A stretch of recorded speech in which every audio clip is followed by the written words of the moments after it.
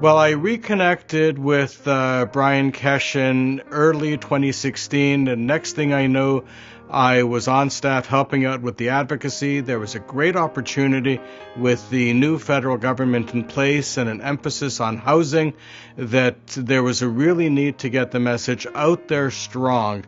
So working with Brian and the team at Reena, we started to develop initially the Intentional Community Consortium, representing initially 10 agencies looking at building housing for those with developmental disabilities. Now we're at 24.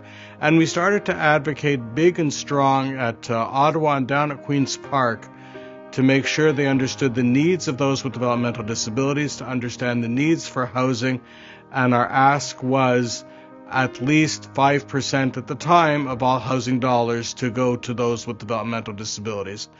And lo and behold, short a year and a half later, when the National Housing Strategy was released in 2017, it was there in black and white. And I'll never forget, with the technical briefing, the bottom of page 10, a beautiful square that said at least 2,400 units with supports for those with developmental disabilities were part of the National Housing Strategy, first and foremost to make sure that the individuals we support would have adequate and supportive housing. Well, I guess there's a lot. I just mentioned November 2017 when the National Housing Strategy was released.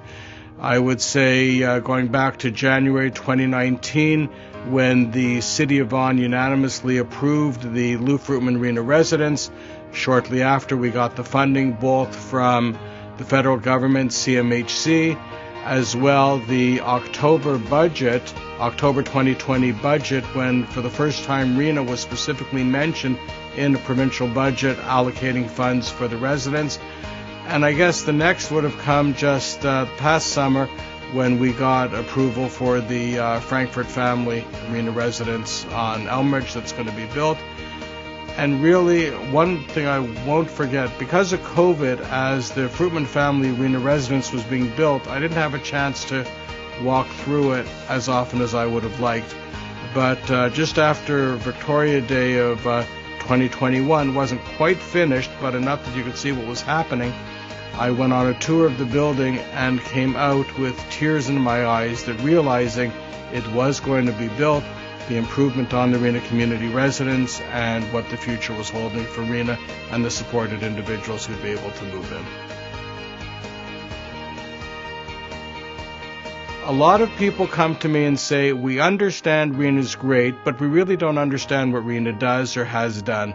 My wish would be that people will know and understand that not only is Reena exceptional, not only is Reena excellent at the stuff that it does, but have a greater understanding of what we do and how working with our supported individuals and the incredible staff that we have make life a little bit better for everybody. Happy 50th, Reena.